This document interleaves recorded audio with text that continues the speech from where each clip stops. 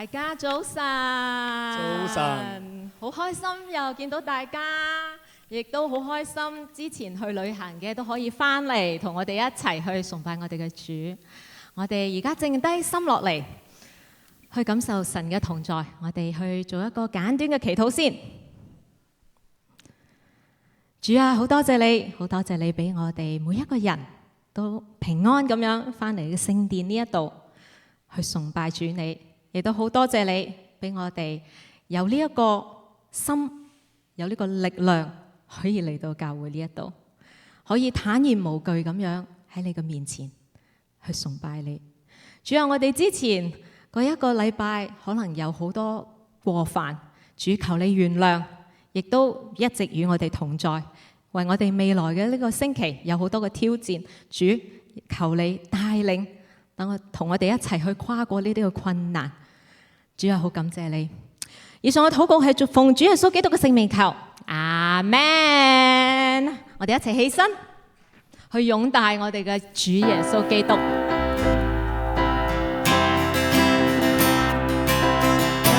未來至萬福，擁戴耶穌為王，齊賀救主配受榮耀，讚頌之聲響遍，歌聲漫入靈中，歡呼救贖成功。萬主之主普世同眾，他國度是無窮。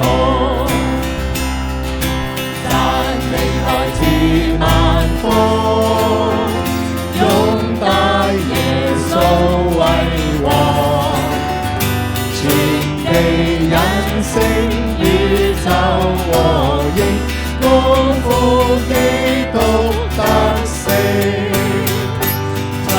在台而無疆，因福萬族同享，樂在基督恩厚無量，當配萬代頌揚，讚未來至萬福，擁戴耶穌為王，齊賀救主配受榮冕，讚頌之聲響遍，歌聲漫入靈中，歡呼救贖成功。萬主之主普世同眾，他國度是無窮。Amen。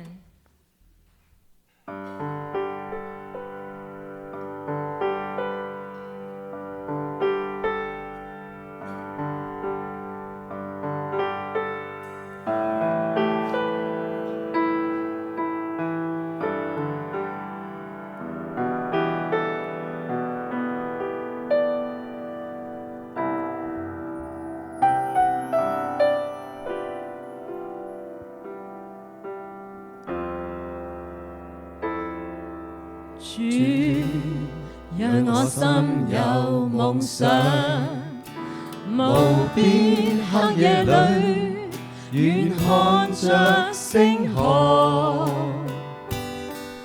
年青光陰未保留，從來未敢奔波中一生。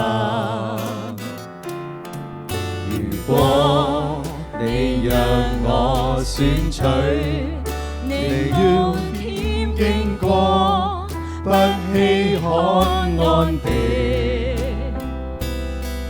讓我為你使命立大志，為你棄掉所有，讓我高飛，高高的遠飛，不息至亦斷，不安於低地，遠飛不知的那方向，總比平庸者益得。讓我高飛，造夢裏歡呼珍重，看見你張開雙手，縱世間再沒有造夢者，仍要一生真切。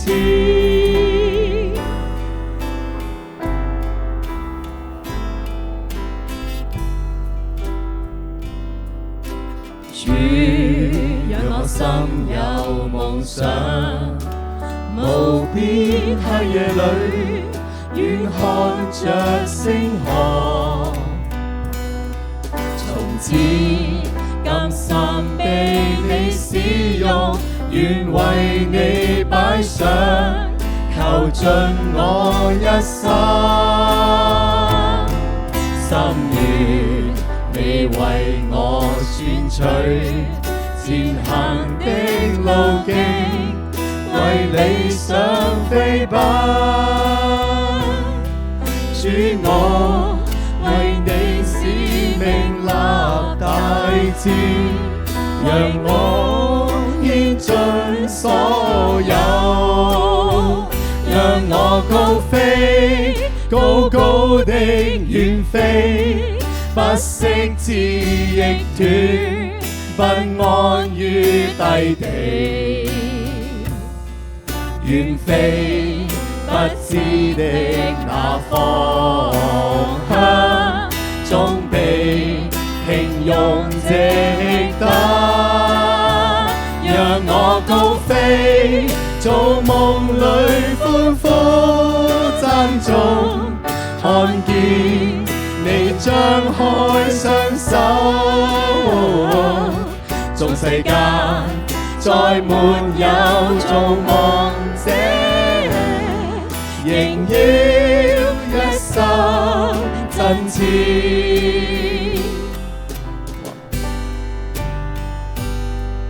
或會再沒有造夢者，仍要這生真切。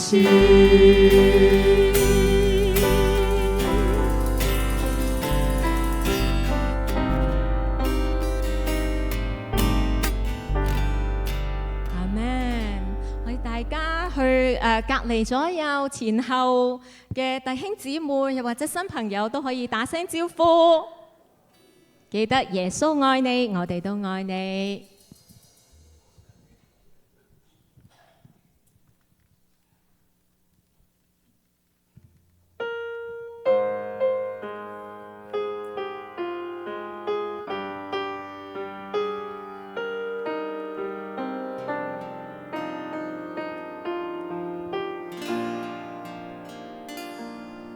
誰像你如此認識我，在我四周前後圍繞我，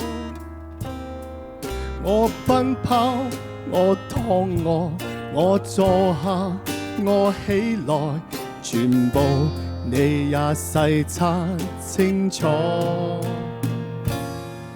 年月有如閃電飛過，但你的手從未離開過。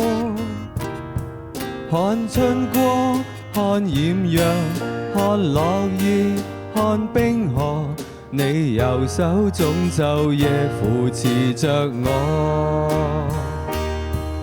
我在地上年日，你已經數算過，你心底的意念如海沙那麼多。我在地極與天涯，仍舊看顧着我，這高深的愛可測得透麼？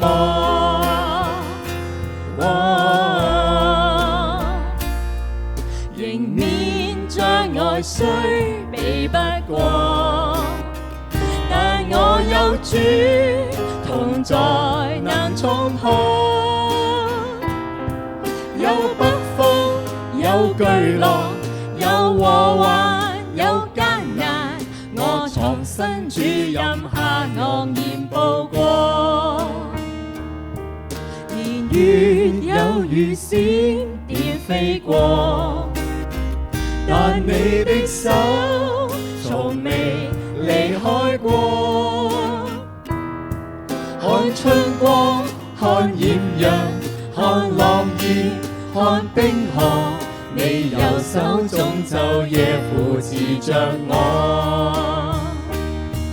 我在地上年日，你已經數算過，你心底的意念如海沙那麼多。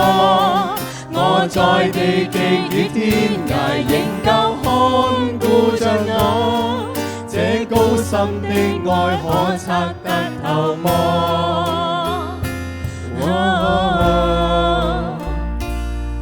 迎面障礙雖避不過，但我有主同在能衝破。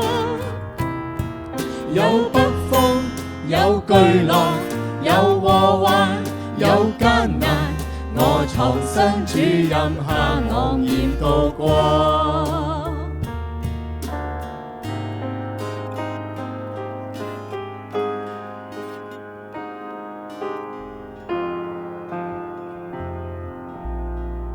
大家請坐低。我哋今日嘅經文係嚟自兩處嘅出埃及記第3章18到4章1節。他們必聽你的話，你和以色列嘅長老要到埃及王那裏去，對他說：耶和華希伯來人的神遇見了我們。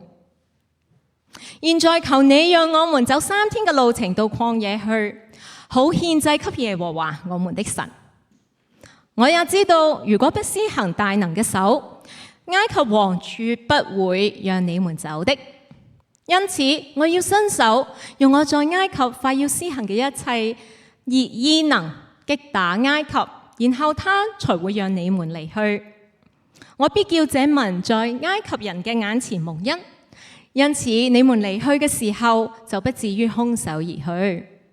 但每個婦女要向她鄰居嘅婦女和寄居在她家中嘅婦女索取銀器、金器和衣服，要給你們嘅兒女穿戴，這樣他們就把埃及人嘅財物掠奪了。然後係提摩太後書3章16到17節。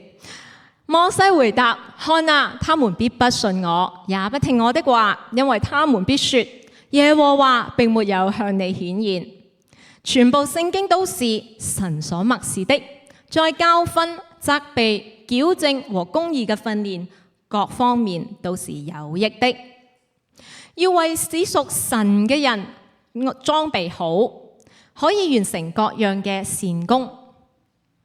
現在請 Esther 上嚟為我哋作報告同埋祈禱。弟兄姊妹早晨，早晨。有冇新嚟嘅？有啲有陣子冇見嘅弟兄姊妹啦，歡迎你哋翻到嚟我哋當中嚟。咁我哋而家嚟分享下我哋嗰個報告，就係今日有Stan 弟兄啦，同我哋分享普通話呢，就係黃牧師已經喺當中啦。咁下個星期就係咯，我哋有非一般的盼望懷舊金曲音樂會，係下個星期嚇，喺樓下11點15分，記得啦，唔喺呢度，喺樓下嚇。咁鄭牧師呢就好快過埋呢個主日就會翻到嚟我哋當中嚟噶啦。仲有就係有熱心要資助普通話堂崇拜美福神學院嘅黃牧師院長，10月19號5點半喺狀元樓嗰個餐會呢，大家就可以同阿 James Wang 嚟索取嗰個訂位買飛嚇，買飛係85蚊嘅。仲有10月18號撒母耳團契呢，就去 Lake Chabot 有個遠足活動，咁大家有興趣呢，同阿文文聯絡可以報名。佢哋去行山之後呢，仲會一齊用餐啊，係好有意思嘅一段時間。歡迎大家一齊參加。跟住10月份嘅查經，10月13號係星期一嚟嘅，8點半喺阿 Edward 同埋 Christine 屋企。大家有要參加嘅，同佢哋聯繫啦。好，我哋而家一齊嚟祈禱。愛我哋嘅天父，我哋感謝你，你係聖潔嘅主。我哋今日嚟到回到你嘅殿中嚟。阿爸父已經知道我哋有勞苦嘅一週，我哋回到你嘅殿中嚟，上帝用你嘅話語嚟安慰我哋。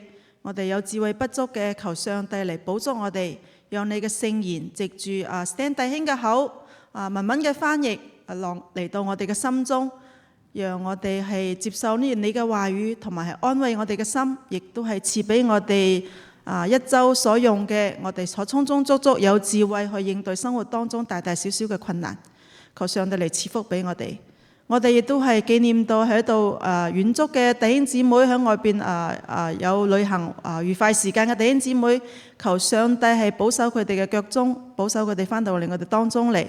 我哋亦都係紀念到呢個世界有好多嘅苦難嘅事情，有戰爭、有饑餓、有瘟疫，有各樣大大小小。求阿爸父去憐憫呢啲嘅人。將你嘅聖言藉着各樣嘅方式去帶到佢哋嘅耳中，讓佢哋去嚟到神你嘅恩手面前，去得着醫治，得着救贖。阿爸父，我哋係誠心嘅喺你面前去禱告，求神你悅納。我哋咁樣恭敬嘅禱告，奉救主耶穌基督寶貴嘅聖名祈求。阿們。我哋一齊念主禱文。我們在天上的父，願人都尊父的名為聖。願父的國降臨，願父的旨意行在地上，如同行在天上。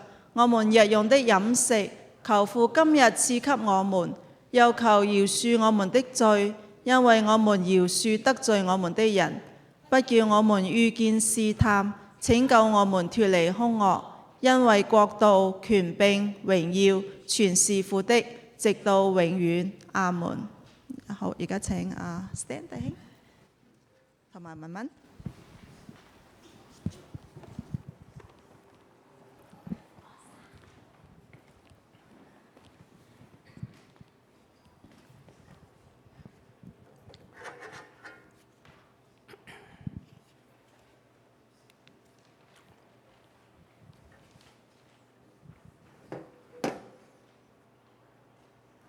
Good morning.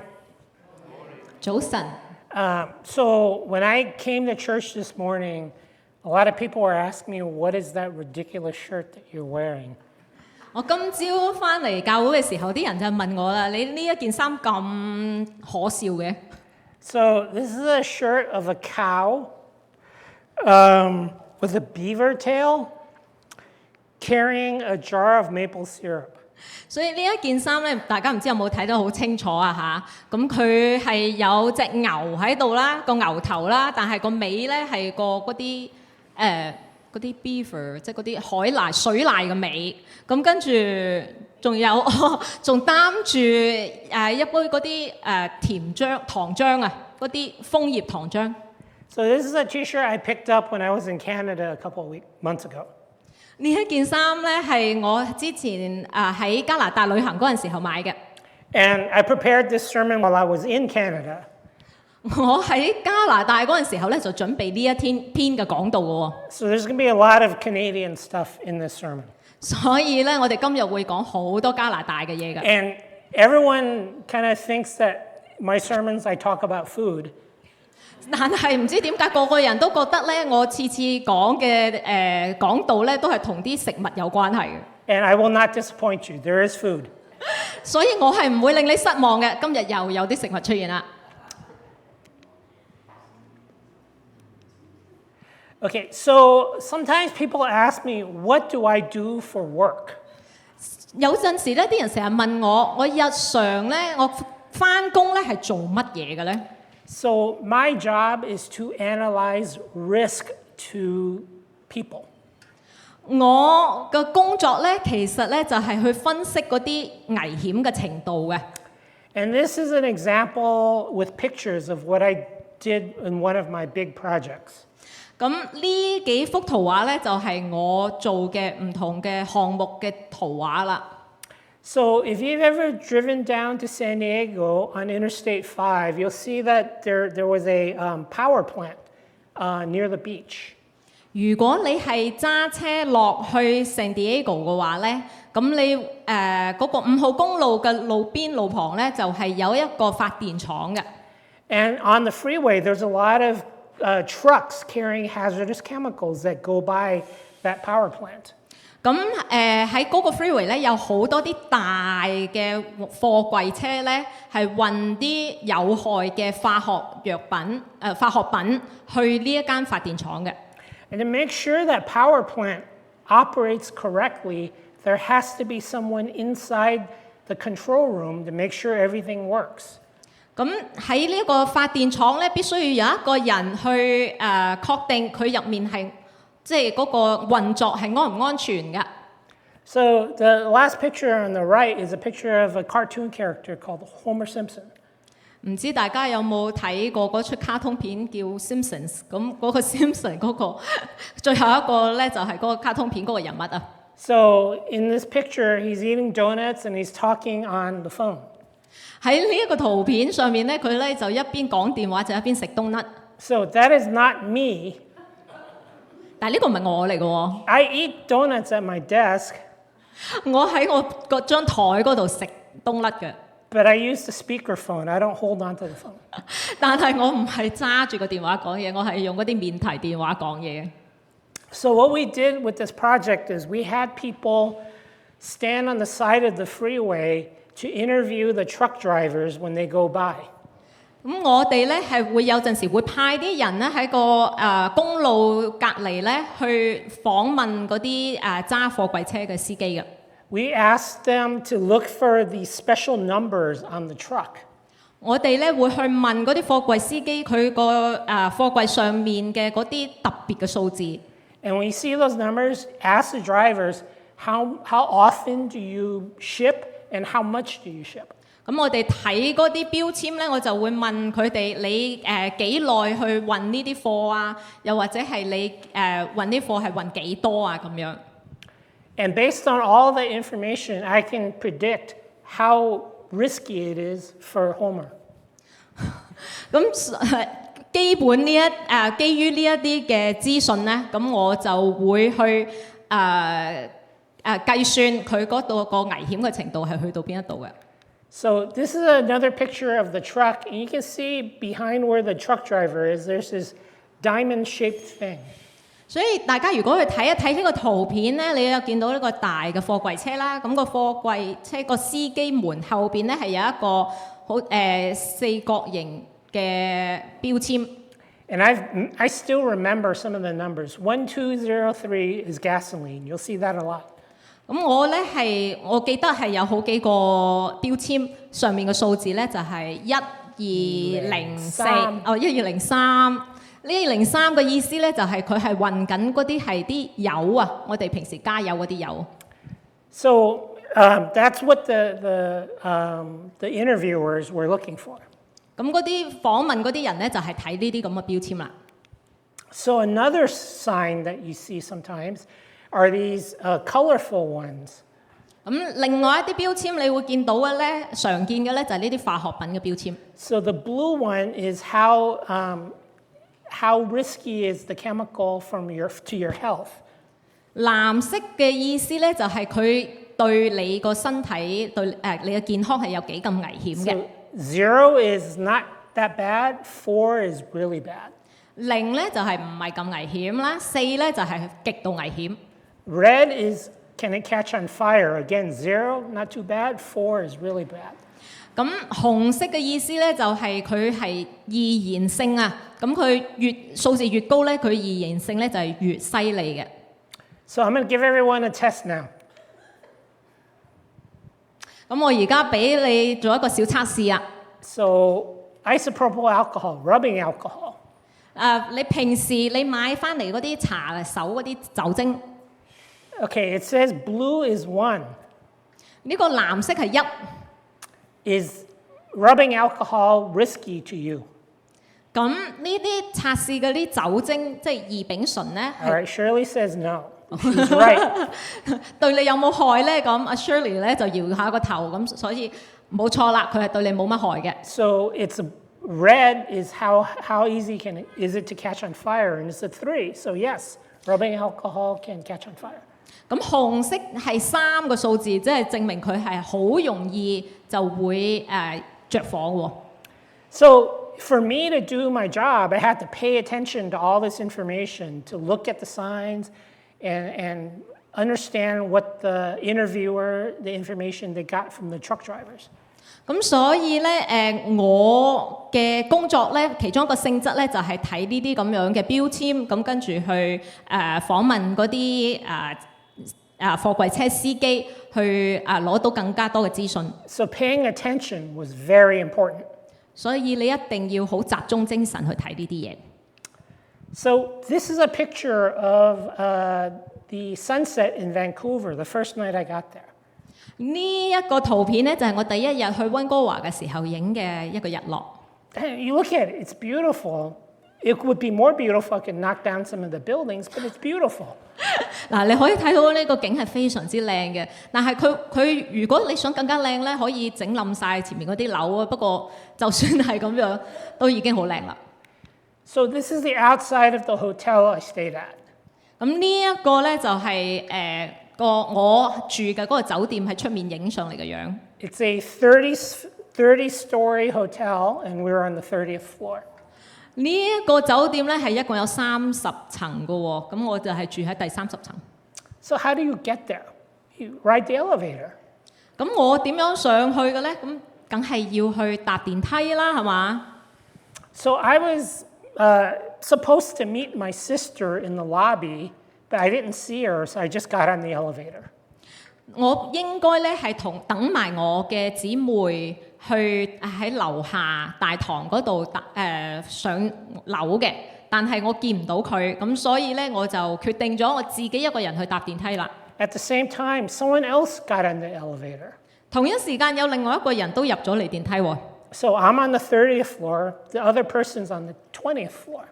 咁我咧就喺第30層啦住，咁另外嗰個人咧就住第20層。 He hits the button for 20 and then uses his hotel card to start the elevator. 咁佢因為有個酒店嘅俾你個門牌門匙，咁佢嗰個門匙係張卡嚟嘅，咁佢個卡咧一掂一掂個電梯咧，咁個電梯就會喐噶啦。 So he's on 20, I'm on 30. I asked him, can you hit 30 too? 咁我因為冇門牌啊嘛，唔係冇嗰個門匙，咁佢因為撳咗20樓啦，咁我問佢你可唔可以幫我撳埋30樓啊咁？ Nothing happened. 咁佢試下撳30樓啦，但係冇變化喎。 So we go up to floor 20 and he gets out. 咁我等到嗰個人去到第20樓嘅時候，佢就走咗出去嘅電梯啦。 So what am I supposed to do? How do I get to 30? 咁我點算啊？咁係咪？咁我點樣由20樓去到30樓啊？ I thought I was smart. I saw there were stairs. 咁我以為我好聰明啦，我見到樓梯喎喺出邊。 So I walked up. 咁我咪上樓梯咯。 I got up to floor 28. 點知我行到去第28層嘅時候， The door was locked. 道門鎖咗喎。 If you see there's a red sign in the elevator, 如果你係好小心咁睇到上面有一個紅色嘅標誌嘅喎。 it says to get to floors 28 to 30, you need the card. 你嗰個紅色嘅標誌就係同你講話，你如果想去第28到30層嘅話咧，你需要你個酒店個門匙先得㗎。 So I thought, should I just walk up to 30 and bang on the door? 咁我就喺度諗啦，我好唔好再上到去第30層，跟住係咁猛咁拍門啊？ Instead, I walked back down to 20. 咁我諗住都係算啦，我行翻落去20樓。 Then I looked outside the elevator. There's a phone. 咁我見到20樓嗰一度咧，喺個個電梯出邊咧係有個電話嘅喎， and it calls the front desk. 咁我咪去打電話俾下邊大堂咯。 And I asked the front desk, can you have someone come up to 20 to let me go back down to the lobby? 咁我就問嗰個前台，你可唔可以揾個人上嚟20樓一齊同我帶我落去翻去大堂啊？ And the front desk person says, you can't go up, but you can go down without a card. 咁個前門嘅人咧就話：你雖然唔可以上去啫，但係你可以由20樓落去噶嘛，搭電梯。 I guess I wasn't that smart after all. 所以其實原來我都唔係咁聰明 If I just paid attention and looked and saw that there was a phone right next to the elevator at 20, 嘅。咁如果我小心一啲，我一開始去到20樓嘅時候就見到嗰度有個電話， I would have saved myself all the up and down. 咁我咪唔使行到咁多氣來氣喘咁樣上樓又落樓咯。 Sometimes we try to take matters into our own hands, thinking that we're smarter than we really are. 有陣時我哋就係咁樣噶啦，我哋就以為我哋好聰明，咁就自作聰明就做一啲嘢啦。 So we don't pay attention to what people tell us or the signs that we see. 我哋又唔去睇其他人同我講俾我哋嘅忠告，又唔去睇其他嗰啲標誌啊嗰啲咁樣。 So there are some other signs and information that I didn't understand in Canada. 喺加拿大嗰度咧，仲有其他嗰啲標籤咧，我都唔係咁識嘅喎。 One is the temperature when they say in Celsius. 其中一個咧就係温度啦。你可以睇到啦，呢個圖片嗰度個温度係用攝氏嘅。 When we were translating this, I was saying, I like Fahrenheit, she likes Celsius. 當我哋喺度傾緊今日呢一個講道嘅時候咧，阿 Stan 咧就話佢中意呢華氏，我自己咧就本人就中意攝氏嘅。 She says it's perfect because in Celsius, 0 is when water freezes and 100 is when water boils. 我自己咧就覺得攝氏度係非常之完美啦，因為0度咧就係結冰嘅度數啦嘛，100度咧個水就滾啦嘛。 And I think the word is bokhao. I go, I'm not water. 跟住佢可能想駁嘴係咪你意思 From bokjoy, okay. Yeah 駁口，佢想講駁口，應該係駁嘴，咁佢駁我嘴，佢就話咧但係我唔係水喎。 I want to know if it's 17, do I need a jacket? 我真係淨係想知道，如果呢個17度嘅話，我要唔要着翻件褸啫？ And then there was a store that sold meat that was kind of like pastrami. 咁我有陣時咧就去嗰個加拿大嗰度去買啲嗰啲醃肉生肉，It says it's $4.69 per 100 grams. 佢嗰度寫住咧就話4蚊6毫9咧係每100克4蚊6毫9。 I don't think in grams. Is that how much meat I would put in a sandwich? 係啊，呢啲就係美國人啦。佢咧就覺得咧克數係乜嘢嚟嘅咧？我哋唔慣克數嘅，一係安士，一係就係磅數嘅啫嘛，係咪？ And it's Canadian money, so you got to convert that to American. 但係呢啲加拿大人就係咁樣啦，佢啲鄰居就唔係一個好鄰居啦，係嘛？ So I didn't understand any of that. I didn't buy it. 咁我就冇買到啦，就因為我唔知道嗰個克數代表幾重。 So all these signs, all this information, it was just very confusing to me. 所以咧，我去到呢加拿大咧，見到咁多嗰啲標籤啊，嗰啲咁嘅標識啊咧，對我嚟講係好難明白㗎。 But sometimes if we pay attention to the important things, that'll help us out. 但係有陣時，我哋需要去專注於係其他嘅小嘅細節㗎喎。 In the reading today from Exodus 3 and 4, we heard what God was saying to Moses. 咁我哋今日嘅經文咧係出埃及記第3章嗰度，我哋就可以聽到神係對摩西係講咗啲乜嘅。 This was after a long period of time when Moses was away. 呢一個咧係當摩西已經離開咗埃及好長一段時間嘅時候。And 發生 now, 嘅事。 and now he's getting the instructions from God as to what he's supposed to do. 而家咧，佢就喺摩西喺神嗰度咧，就聽到佢應該要去做啲咩嘢。 He's told to go talk to his people. 神同佢講話，你必須要同你自己嘅人去講嘢。 He's told to go talk to Pharaoh. 神叫佢要去同法老講嘢。 He's told that Pharaoh probably won't listen to him right away. 神已經同佢講咯，話法老可能唔會聽你講嘅嘢嘅一開始， But he will listen to him eventually. 但係最後法老即係呢個埃及王啦，佢會聽你講嘅。 And that when all that happens, the people will give him all this stuff to leave. 當佢哋啲人聽你講嘅時候咧，佢哋就會俾晒佢啲金銀財寶你，等你哋可以走啦。 But in Exodus chapter 4, verse 1, Moses still has doubts. 但係喺出埃及記嘅第一節嘅時候咧，佢亦都摩西冇呢個信心喎。 Why was he so worried? 點解摩西咁擔心呢？ I think he was worried about himself and how would the people, how would he be received? Is he going to be liked by other people? 我覺得好大一部分係佢擔心佢自己先啦， Well, 跟住佢擔心佢喺佢自己個人民嗰度個形象係點樣啦。 Will the people listen to him? 會唔會嗰啲佢哋嘅人民都會聽佢講呢？ Will his enemy, Pharaoh, listen to him? 佢會唔會佢個敵人即係埃及王法老聽佢講呢？ When Moses expressed all of these concerns, God went into action and showed him some signs, some miracles.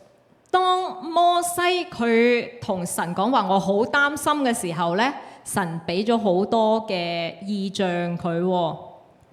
He was able to have a wooden staff turn into a snake.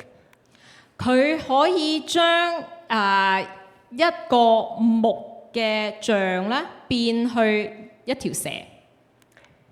And then he had another one where his healthy hand stuck it in and it turned leprous. 亦都有試過咧，話佢本身個手係好健康噶嘛，但係神掂一掂佢咧，咁佢個手咧就生大麻風咯喎。 He stick it back in and it's healthy.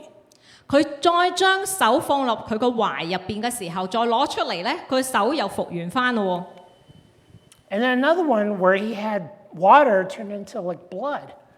另外一個咧係當佢係可以將水變為血嘅時候， But with all of those miracles, Moses was still like making excuses. 雖然摩西見到咁多神蹟啦，但係摩西都有好多藉口喎。 He says, I'm not a good talker. I can't communicate. 摩西同神講話：，我又絕口笨舌，我唔識講嘢嘅喎。 But God tells him, I will give you the words. 但係神同佢講話：，我會俾口才你。 And after all of that, all of the words that where God tells him, this is what's going to happen, all of the miracles, what does Moses wind up doing? 雖然神亦都俾咗咁多嘅恩賜佢啦，到最後摩西又講啲咩呢？又做啲咩呢？ Send someone else. 打發其他人去啦，唔好揾我啦。 Now, it's a good thing that I am not God. 所以好彩我唔係神咯。 If I was God, 如果我係神嘅話， it would be coming from heaven to Moses. Ay-ya! 就會好似我喺個天上面會同阿摩西講：，哎呀咁樣啦。 But God is incredibly patient. 但係神真係好有耐性㗎。 Not just one chance, 2 chances, 3 chances. He keeps giving Moses chances. 唔係淨係一次機會、2次機會、3次機會喎，係不斷咁樣俾機會佢。 And he provided him a helper in his brother to be able to do the work that he needed. 佢亦都係神係賜咗其他幫手俾摩西，等佢去繼續行呢啲神蹟嘅。So these signs that God was giving to Moses, there's other places in the Bible where people were asking for signs. 所以咧，神咧，除咗俾呢一啲嘅sign 係提示，多謝。除咗俾啲咁多提示佢之外咧，佢仲sorry，what do you say？ What's other than the signs？ We'll just go. Okay. In, 我俾咗好多提示佢啦。 in Matthew 12, the Pharisees also asked for signs. OK，咁喺馬太福音嗰陣時候咧，啲法利賽人同埋啲文士咧都問神可唔可以俾啲神蹟佢睇，俾 It 提示佢。 wasn't enough for the Pharisees to have the words and the miracles that Jesus already performed. 耶穌其實都已經係做咗好多好多嘅神蹟㗎啦，但係好似其實都唔係好夠。 And Jesus tells them, the sign you get is the sign of Jonah. 神於是就同佢講，即係耶穌於是同佢講啦，話你哋見到嘅咁多神蹟，就係好似先知約拿嘅神蹟咁樣啦。 If you remember in the Old Testament, Jonah was in the belly of the fish for several days. 如果你記得個舊約聖經嘅話咧，約拿咧佢係喺個魚嘅肚入邊住咗幾日嘅。 Just like Jesus will be in the tomb for several days after he's crucified. 就係好似耶穌佢死咗，跟住降至陰間3日之後佢復活咁樣。 So all of this stuff that Jesus is telling people, and he's also doing miracles, for some people it's just not enough. 所以耶穌佢不斷咁樣行啲神蹟咧，但係對其他人嚟講都係唔夠喎。 My hope is that for us, his words are enough. 但係我咧就希望咧，淨係佢耶穌講嘅嘢咧就已經足夠啦。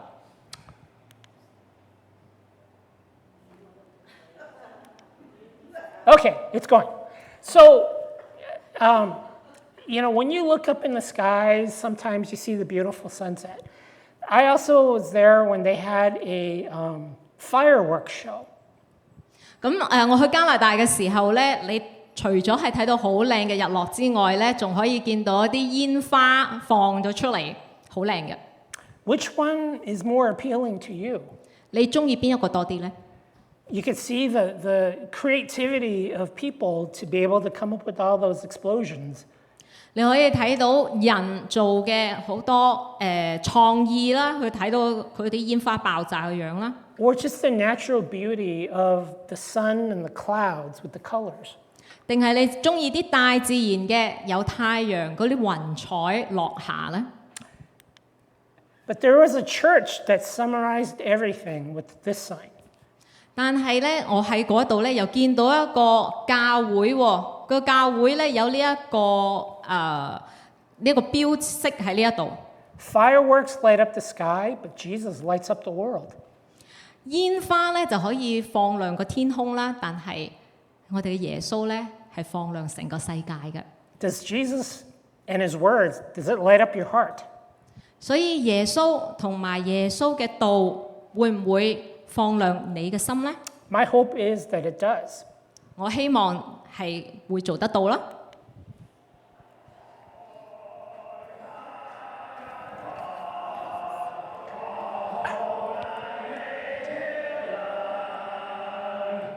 It's the Canadian national anthem.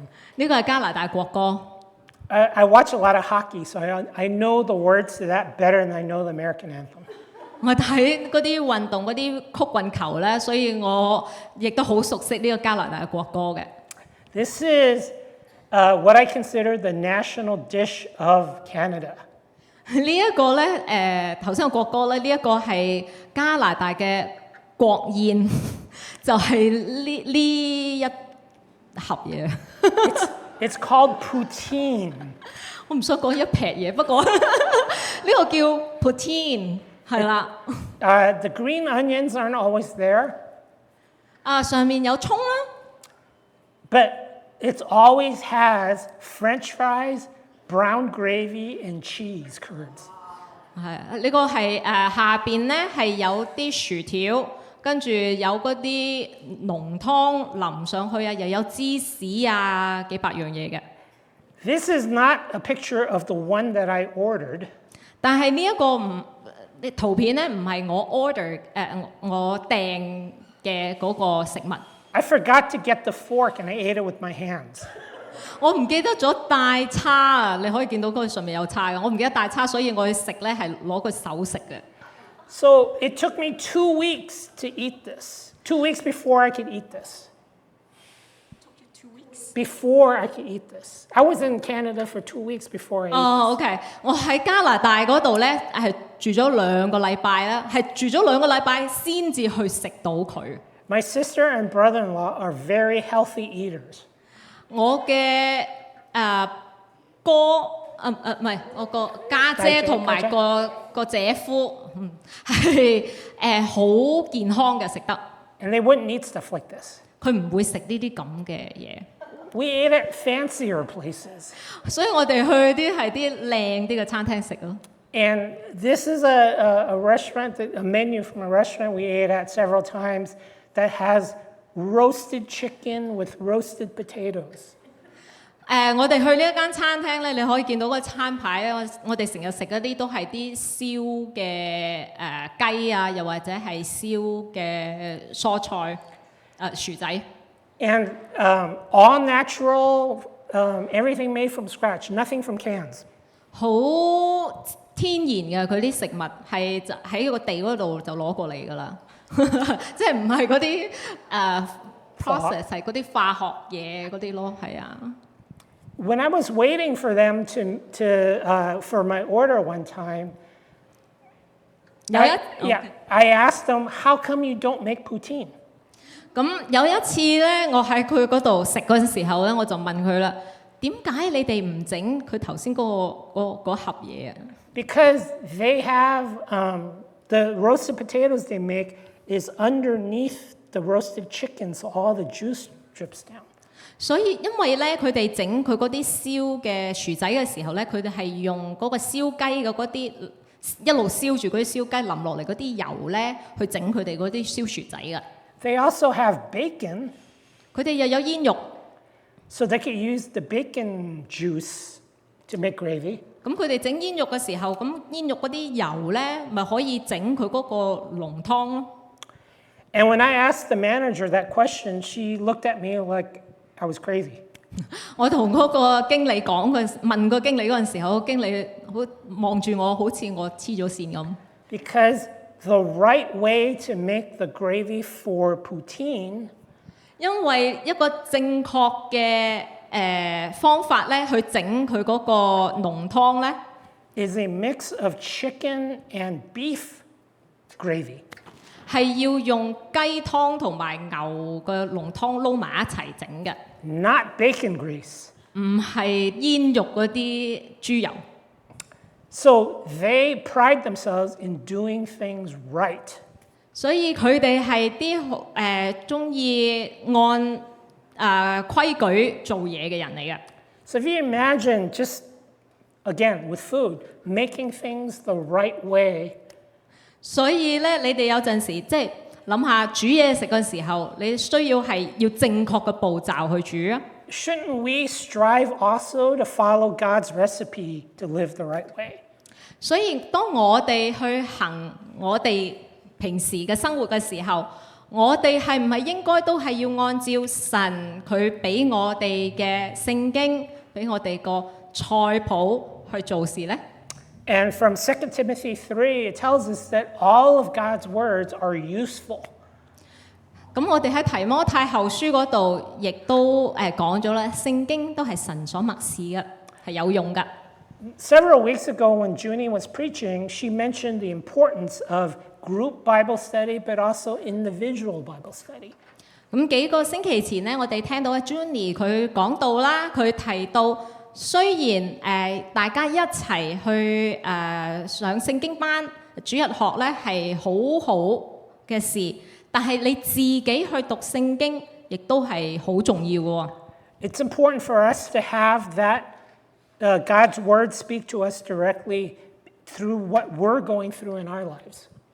因為我哋每一個人個人生嘅經歷唔同，所以我哋每一個人可能睇嘅聖經睇嘅章節係邊一啲重要嘅，亦都係你好個人嘅事嚟㗎。It's like when I was talking with Manon about movies that we watched that made us cry.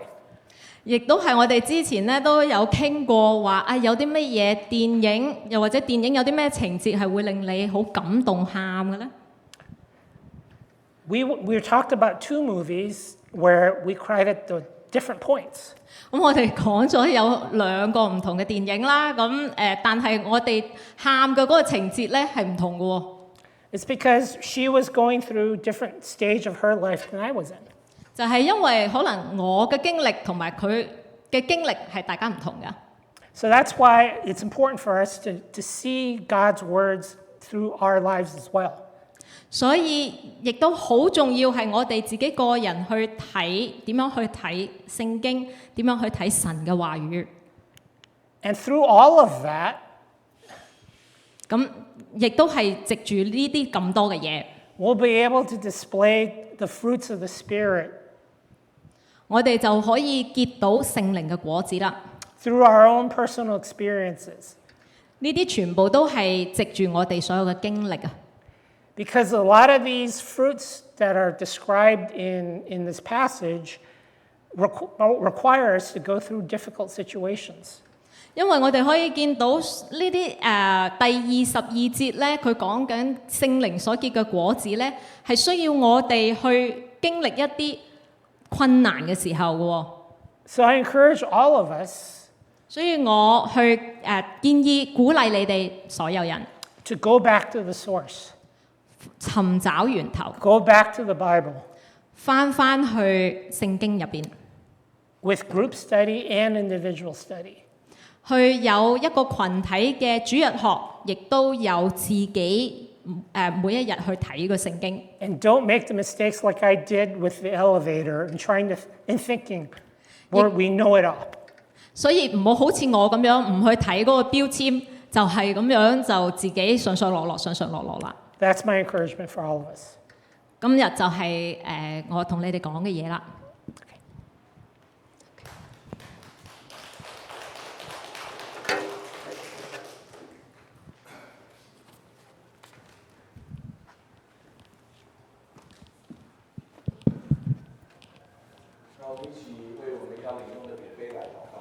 慈悲的天父，宇宙的主宰，恳求垂听我们的祈祷。我主耶稣在被卖的那夜，拿起饼来，祝谢，拨开，分给门徒说：“你们拿这个吃，这是我的身体，为你们舍的。你们应当如此行，为的是纪念我。”饭后，又拿起杯来，祝谢了，递给门徒说：“你们都喝这杯，这是我立约的血，为多人流出来，使罪得赦。你们每逢喝的时候，要如此行，为的是纪念我。”阿门。让我们一同来祷告。慈悲的主，我们来到主的圣桌前，不敢倚靠自己的义，唯靠上主的恩。我们就是拾取圣桌下的零碎，也是不配。唯独主永无更改，常施怜悯，求主施恩，使我们能领上帝爱子耶稣基督的圣体宝血，使我们有罪的身体因耶稣的圣体得以洁净，我们的灵魂因耶稣的宝血得以洗清。这样，我们就常在基督里面，基督也常在我们里面。阿门。我们请诗餐的同工能够到前面来。The paragraph, SBRC. Oh, before the meeting. 好吧，我就请我右边的弟兄姐妹先到台前来，好吗？ 15th. Yeah, okay. Okay. “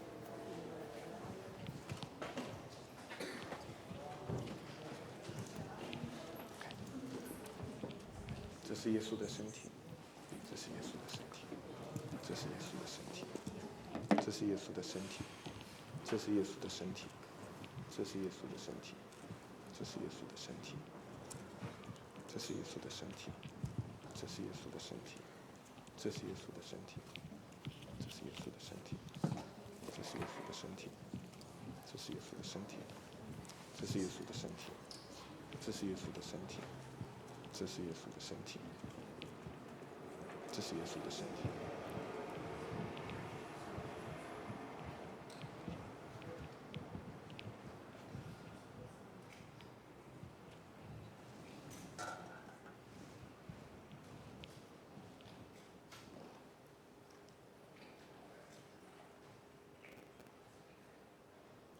好，已经领过圣餐的，愿主赐福你们，你们可以平平安安的回去。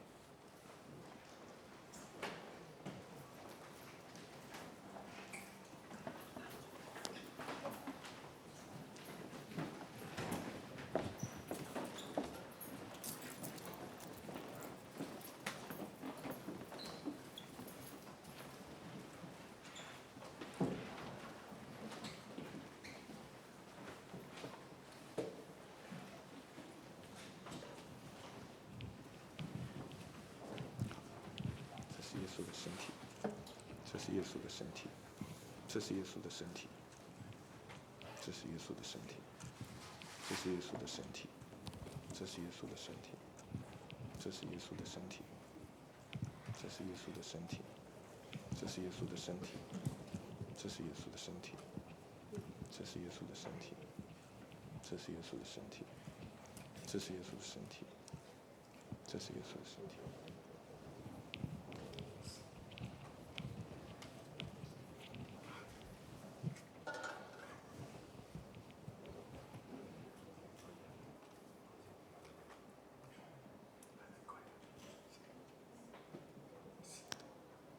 好，已经领过圣餐的，愿上帝赐福你们，你们可以平平安安的回去。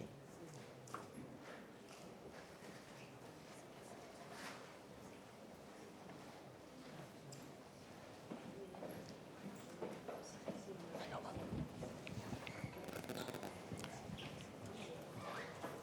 这是耶稣的身体，这是耶稣的身体。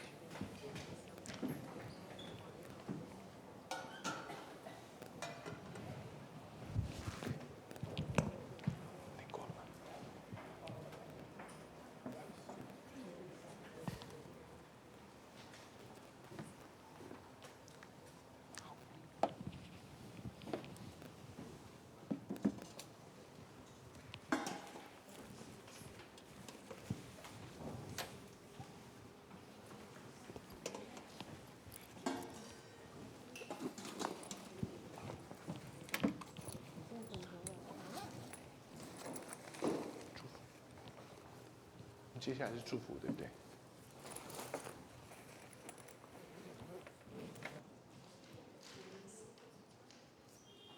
祝福，对不对？好，好 ，OK。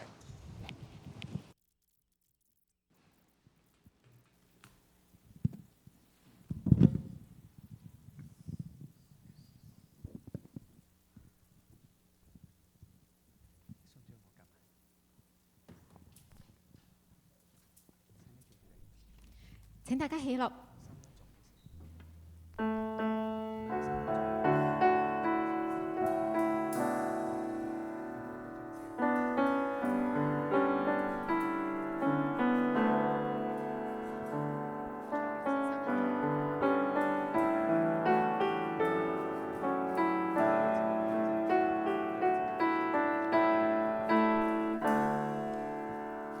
從來不輕輕看他吩咐，要努力盡愛心作門徒，要努力盡愛心施主多用恩慈，願委身於救主，從來不斤計他賞賜。要竭力盡忠作僕人，要竭力盡忠付上生命一切，願找着人為將心獻。神慈恩深深刻不會分波濤，願把熱誠盡獻他。神慈恩天天是那句狂風，信賴信服永不變，從來不斤計他賞賜，要竭力盡忠作僕人，要竭力盡忠付上生命一切，願找着人為將心獻。神慈恩深深刻不會翻波濤，願把熱誠盡獻他。神慈恩天天是那句狂風，信賴信服永不變，從來不斤計他賞賜，要竭力盡忠作僕人，要竭力盡忠付上生命一切，願找着人為將心獻，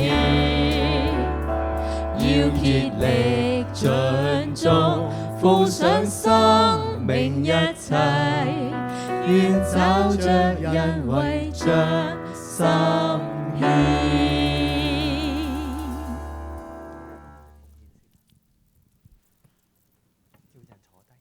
請坐，請司線上前嚟。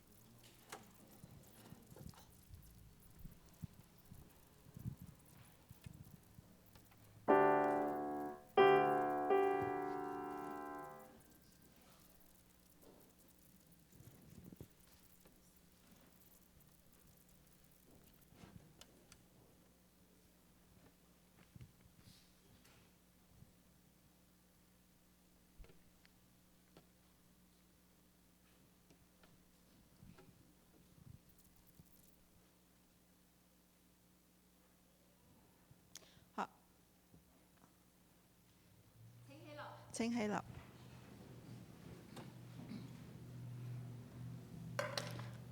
我們現在為奉獻來禱告。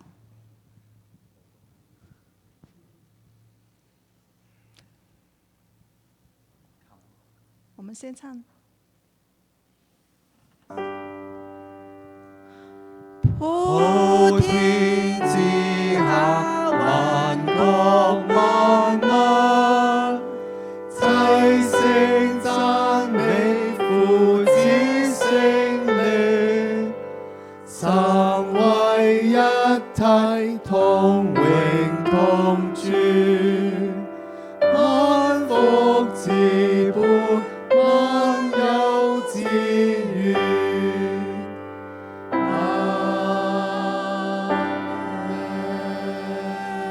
我哋一齊為奉獻禱告。感謝愛我哋阿媽父神，而家我哋將我哋所有嘅奉獻1/10喺你嘅面前，求你使用到你嘅聖工上面嚟祝福你嘅教會，將你嘅福音廣傳，亦都打開天國嘅窗戶，讓各人按照誠實受到上帝嘅祝福。我哋咁樣嘅禱告，奉耶穌基督寶貴嘅聖名祈求，阿門。